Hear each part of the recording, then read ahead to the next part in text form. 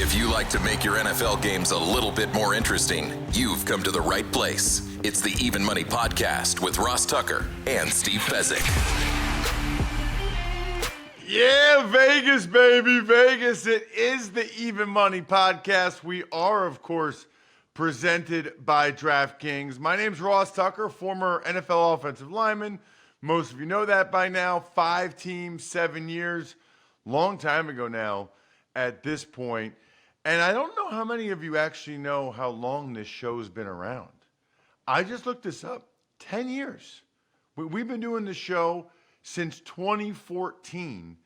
And it's, I don't know, one of the top 3 NFL betting podcasts, which is very, very cool. It's especially relevant that I bring that up today, by the way, because today I'm going to be joined by Ben Fawkes. I think I might have told you guys a couple weeks ago, this is the week that Fezzik is off. He'll be back again next week. But we've been around for 10 years, which means we've been around way, way before it got legalized in the United States. And so what's interesting about it is the only criticism I ever see, the only criticism we ever really get, to be honest with you, is, you know, how we account for it, which, by the way, just as an aside, most of the other shows that I see or listen to, they don't ever go back and talk about their picks the week before. All they do is make picks for the next week. They don't even go back and tell you how they did the week before. They just move on. We go over every win, every loss. It's all documented. You can check it out, patreon.com/RTmedia. Our philosophy has been, as we're getting new state, as we're getting new people, we want to make it as simple and as easy as possible before you get into the -110, -120, grade me at +1, all of that stuff. The thought process being that those of you that are more experienced, you know that. You understand that. You get that. Like, we bring it up. Like, you know the deal with the VIG. You know the pricing for it. But as new states open up, we're trying to simplify it, at least initially, for everybody that we get. Which, by the way, is why it's a great day to bring on Ben Fawkes with a little update on more or less the state of sports betting, which I find very, very interesting. Going to ask Ben about some of the pros of legalized sports betting, the future of gambling ads, a lot of that stuff. By the way, speaking of ads, whether you're hosting game day or movie night, DiGiorno knows that planning a watch party on a budget isn't easy. You need the perfect setting, the perfect squad, and the perfect eats. Luckily, you're a game time mastermind, and you know that grabbing DiGiorno Classic Crust Pizza can bring home a dub because it's packed with half a pound of cheese, sauce, other toppings, and comes at an incredible price. Make the game-winning call and grab a DiGiorno Classic Crust Pizza from the grocery store today. It's not delivery, it's DiGiorno. I think you also know how I roll and rolled way too often this past weekend. In fact, if you follow me on social media like you should, at Ross Tucker NFL or at Ross Tucker Pod, you saw that I went skiing and I was literally measuring how much snow we got with Labatt Blue Light cans. Drink some Labatt Blue Light with your friends, family, whoever. Live life to the power of we. Always enjoy responsibly. Beer, Labatt USA, Buffalo, New York. I think you're going to enjoy this conversation with Ben Fawkes.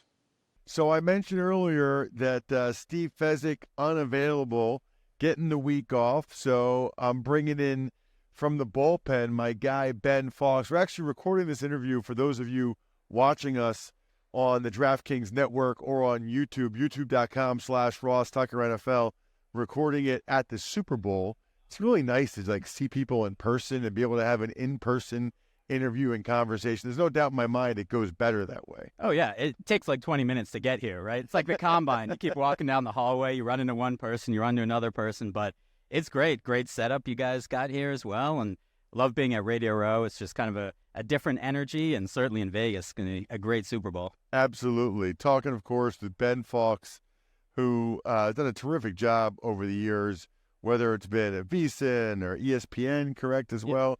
You can check him out on social media at bfawkes22. What I wanted to do, we spend so much time, Ben, talking about betting and I like this bet, I like that bet.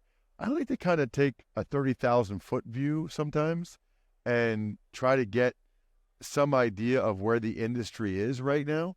So obviously we're recording this at the Super Bowl, so by the time we post this, there might be things that changed a little bit. But give me the 30,000-foot view, if you will, of where the industry is now in general.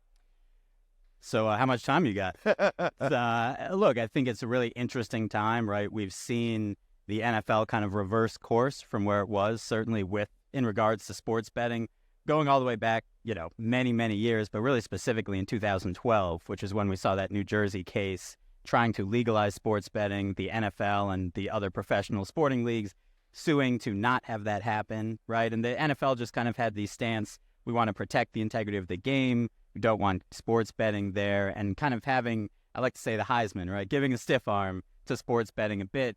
And they were so silly now. It does. The amount of money that the league spent to try to prevent what's going on now, it seems really silly that was that high of a priority, especially when they were aware that there were already so many people that were already betting. It just wasn't legal. Yeah, and look, I think it's similar to what we saw with the rise of fantasy football, right? Where it's kind of like, oh, this is just a bunch of, nerds in their garage playing this game. Then it's like, oh, wait a second, this is a big driver for why people are watching football as well as their fantasy teams and all that. So, in 2012, that happened. In 2015, the NFL, if you remember, canceled a fantasy football event in Las Vegas just because it was in Vegas. And ironically, I've been saying this week, who hosted that? Tony Romo. Yeah. We call him the game this week. So everything kind of changed in 2020. All of a sudden now, PASPA repealed. We start getting sports betting legalized now in 38 states. It was just in Nevada pre-2018.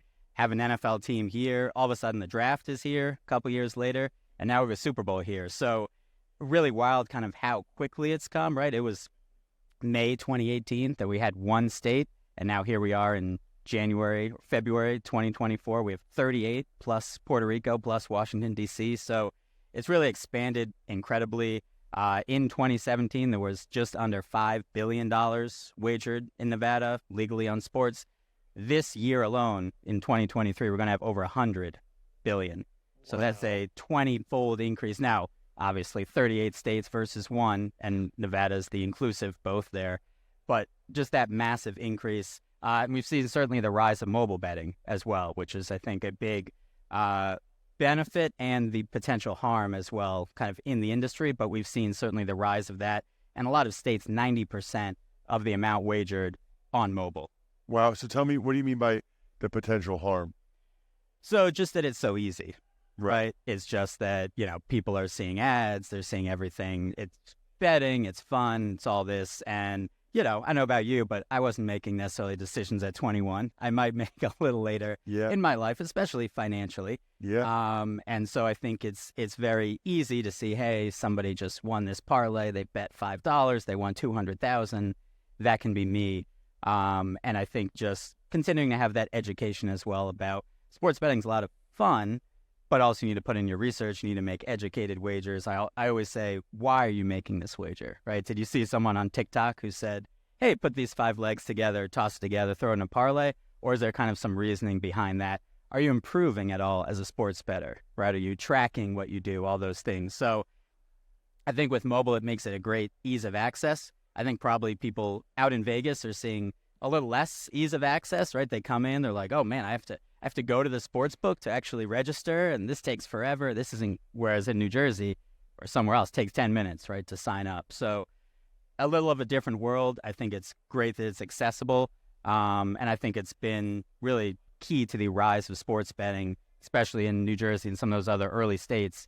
I don't know if we expected 90% of the betting to be via the phone, right? I would have said maybe 70, 75%, but 90 and in some states more is wild. Yeah, I guess I feel like I would have said a high number on the phone. Everybody puts everything on their phone. True. I mean, the phone is everything. So here's a question. What are these other 12 states waiting for? I just feel like they are missing out on so much revenue right now. It's ridiculous. So there's a little thing called politics, that gets in the way. And then certain states, just the way that they're able to do it. Listen, I've learned a lot more about state legislatures than I ever thought I would in the past 5 years and how things get legalized and all that. And it just kind of depends on the state, how they do it. Some has to go through the people voting. Some actually just goes through legislature. It's just different. Can they tack it on to another bill? Does it have to be separate? Is an election year? All of these things come together. I think we've seen now it's a little easier and people understand also mobile, right? I think earlier people were just like, let's pass sports betting. We'll get all of this, revenue. It's like, no, you need the mobile aspect too. It can't just be, oh, it's legal in 4 casinos, right, across this big state. So slowly, I think the bills have gotten stronger and a better representation to help with tax revenue and all that. It just takes time, right? Like California, we're here in 2024. It's not going to be this year. It's probably not going to be 2026. It's looking like hopefully 2028. But honestly, they're just delaying the inevitable. Yeah. Right? Yeah. Look, there's a lot of people, there's a lot of mouths to feed, and a lot of people who want to get a share of this, and there's people who have certain entrenched positions who want to make sure that they get paid because of those entrenched positions. And in different states, it's just different, I guess is the easiest way to put it, right? Some, there isn't a big tribal influence. Some, like California, there is. And so same thing with Florida. We saw that go back and forth for a long time. It just takes some time, but like you said, it's eventually going to happen. Will it be all 50 states? Probably not. There'll probably be a Utah or a holdout. That was always the one when we were doing the map. It was always Utah for whatever reason. That was the one. Never had sports betting, but it'll get there. And I think, like I said, the bills that have been introduced are slowly but surely kind of more mature, and people are recognizing how to generate that tax revenue, what they need to have a successful bill. How much tax revenue are we talking here for these states? So, I mean, it depends anywhere on the states. It's hundreds of millions of dollars, right? So New York, for example, they have a 50% tax, so on revenue, which is the sports books don't like that as much because obviously you're taking a big chunk away. But, New York is generating $1 billion, $2 billion in handle every single month, right? I think this past year they might have had. But handle's not the same as revenue, right? Correct. Right. So out of a $1 billion handle, that means $1 billion people bet $1 billion on sports. What percentage? What's the take home usually on $1 billion handle? What's the revenue on $1 billion in handle? So like for New York, 50%, so that'd be $500 million, and then it's distributed. But handle's not revenue, right? Right. So New York isn't getting 50% of handle; they're getting 50% of the revenue, right? I think it's off of handle. Oh wow! But I will. Wow, that's wild. I can double check. Yeah, no, that's misinformation. No, that's wild. That sounds like a lot to me. What about the leagues, Ben? What have you seen from the leagues? Because it feels like they're really benefiting greatly from it. And by the way, I'll just make the point. You made a good point about people have these entrenched positions and they want to profit from it. It's just absurd the amount of money that they're giving up for their states and for their residents. They could lower taxes if they wanted to with some of this. Anyway, go ahead. Yeah, look, I think anytime you have lower taxes, that generally the residents of the state like that, right? So I think the leagues basically were able, and credit Adam Silver and others, he had the op-ed in 2014 basically saying we should take sports betting and should be legalized. He was potentially saying a federal solution rather than a state-to-state solution. But just seeing basically that, look, like another activity like alcohol, marijuana, other things that are, legal or being legalized on a state-by-state basis, it's something that should be regulated and should be taxed. And you can choose to participate or you can choose not to participate, but the people are already participating, right? I think that's something we saw back at ESPN and other places is there was always the traffic on articles, right? There weren't just people who were in Nevada gambling, clearly, or these articles wouldn't have been doing that well. So there was clearly that giant mass of people you couldn't actually measure because it wasn't legal, but it was certainly there. And I think the leagues basically saw, listen, we have this stance. We kind of have to keep this stance. The NBA, obviously, the Tim Donaghy scandal. NFL has had some other gambling scandals as well in the past. But in 2018, once it's legalized, it's kind of like, okay, well, now it's here. Even though they were fighting against it, it is now here. It is legal. It is what it is. And money talks, right? There's a lot of money. Obviously, the NFL partnered with multiple sports books, including DraftKings, for official partnerships. We've seen all the ads in stadiums. Like, it's just another marketing device, right? It's the same as if it was, Under Armour or Gatorade or something. It's another brand, in essence, that you can get money from for marketing. And you know that in those key demographics, a lot of people are betting. So it's also a very valuable one. The one thing I think is kind of a misnomer. Well, a couple of things. First of all, do you think we'll end up seeing more commercials moving forward? They try to limit the number of commercials right now. I've noticed, especially in game. Do you think that'll change? I do think we'll see less. You think we'll see less? Yeah. So if you look overseas, the England and Ireland, these other countries, they're almost like like a star. How you can only see the light, a certain distance away. They're in the future, right, from where we are. They've already had sports betting and gambling for a long time, and you've seen kind of the waves of legalization and then too much advertising, then cracking down on advertising. The U.S. is going to get there at some point. It just is the same thing as people have seen. If you saw the 60 Minutes this past week, they were talking about a lawyer going after big tobacco, right, and smoking and too much advertisements and harm caused and all of that. I think we'll see similar things in sports betting because the people who don't care as much about sports betting don't want to see all these advertisements, right? Right. And so I think it's that same reason it'll be that second screen experience, right? We don't have a handicapping expert with Jim Nantz and Tony Romo, right, in the booth saying, here's the halftime, bet that I would make, right? Could come down the line at some point, but I think right now it's kind of, here's the game. We know a lot of people are playing fantasy. We know a lot of people are gambling on the game. Let's keep that over here. Give people an opportunity and kind of an avenue for what they want, but don't beat them over the head and inundate them with advertisements and all that there. So I think we'll continue to see a little less. I think there'll be some activity on a state level in terms of managing that and managing advertising. But we'll see kind of how quickly it goes because obviously sportsbooks are going to want their advertising. I think the NFL this year, I believe they're only having 2 or 3. I've seen reports of both commercials during the Super Bowl. So cut down some from kind of what we saw, especially during the regular season. What are the biggest negatives of sports betting? Because I've gotten emails about that before. I know there are concerns about it. What it leads to problem gambling and what are the negative outcomes of sports betting? Yeah, I mean, I think problem gambling is similar to any, and I wouldn't necessarily call sports betting a vice, right? But it's an activity that can be good and can be bad. I think it's just understanding the risks and doing it in moderation, right? It's the same thing like alcohol, marijuana, something else. You have too much of it, it's probably not going to be good for you. Yeah. And I think sports betting, that applies, but especially with the education and with, I'd say, like financial literacy for everyone, right? Everyone is different. Some people have trust funds or a ton of money from their job, and if they want to bet $1,000 on a 5-team NBA parlay every night, they can do that, right?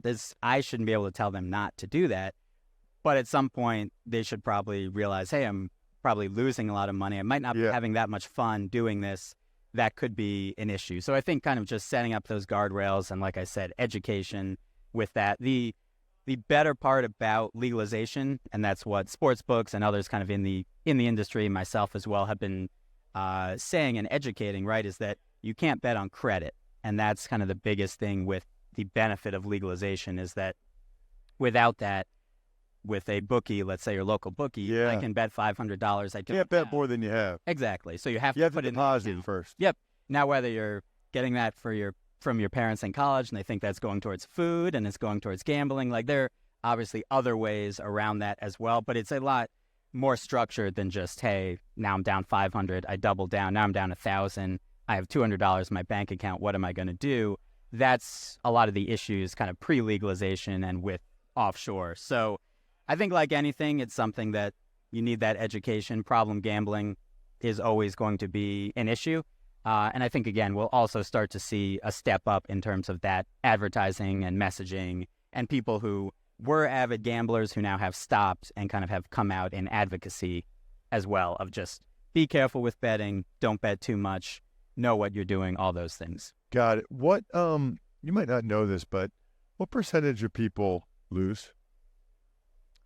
It's definitely more than 50%, but Yes. I'm wondering, is there any way to know about how many?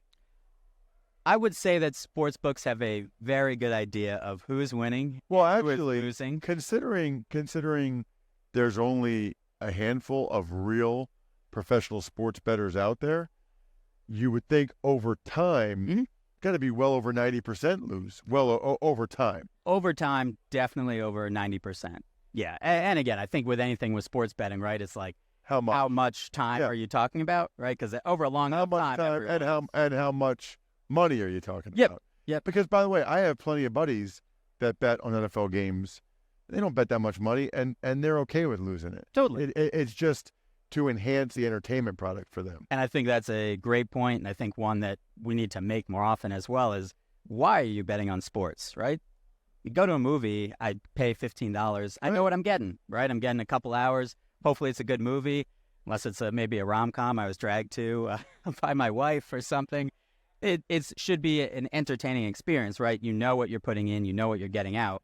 With sports betting, obviously you could win. That's great if you win money as well. You don't necessarily always lose, but it's kind of a different dynamic. And I think for some people, like you said, it's just education. I have Sunday ticket. I'm watching all the games. I want to toss $5-10 on all these things. That's great. That's very different from the person who's like, this is like the stock market. I want to make money over time. I'm investing in NFL futures and parlays and all this, and I have my different categories. So I think it just depends what people are in the game for, right? And if you're in it for entertainment, totally. Go crazy, have fun, be within your limits. But that's the different kind of conversation versus someone who's like, this is my main source of income or one of my main sources of income, hopefully. And then the last question, how much of this do you think was going offshore before this? Like how many people do you think were already betting offshore and now they're doing it legally in the United States versus how many people are new bettors? Any idea? It's a great question. I think in terms of, so I'll answer the first part in terms of money. We always had these, handle estimates of how much is bet offshore, right? And there was $200 billion a year. It was $400 billion a year. It's they're just throwing a number out, right? They don't really know. Yeah. But obviously we've seen this year now with 38 states, over $100 billion. You're starting to get a better and better data point, right? Of what that number actually is of legal wagered and how much it is per year. I think there's a good amount of new bettors. I would say it's probably, let's say 20% more. I don't think it's necessarily like 50% more. Now, again, there's always people turning 21, and so there are going to be new bettors anyway. But I think there are a lot of people who are already betting have just turned to the legal books. And by the way, are using legal books and offshore books, using them both, right? It's not like necessarily people have just completely switched over to one and they're leaving the offshore, the gray market, or the local bookie, because there's a comfort with that. They know, the person, et cetera. But I think there has been, that transformation. I think certainly with a younger demographic, seeing the ads kind of coming up as well, playing fantasy football, playing daily fantasy. I think there has been a conversion there. It's a great question, though. I'd love to know that number, whether it was 20%, 50%. I don't think it's, 75%, anything close to that high, just because I think we saw how many people were already gambling, pre-2018. But look, I think it's only going to continue to grow, and hopefully the industry continues to move in a good direction. And look, I never thought we'd have a Super Bowl in Las Vegas, and here we are. So who knows what can happen. Pretty unbelievable. Check him out on social media. His name is Ben Fawkes, one of the best betting information guys in the business. If you're listening or watching the Even Money podcast, you need to follow at BFawkes, FAWKES 22 on social media. Ben, thanks so much for coming on the show, man. Really appreciate it. Yeah, anytime, man. I like very much getting the latest update on and hearing about things in England and Ireland and what to expect in the United States moving forward, to hear just how fast everything is growing. I hope you guys enjoyed that as well. We will be back with Steve Fezzik next week. At Fezzik Sports is his social media handle. and he will have a best bet every week for you. And we're going to dive in your email questions, so send them to me, ross@rosstucker.com. Good luck, everybody. Hope you guys win some money. Thanks for tuning in to Even Money. Make sure to also check out the Ross Tucker Football Podcast, Fantasy Feast, and College Draft, all on the DraftKings Network, YouTube, or subscribe to the podcast on your favorite platform.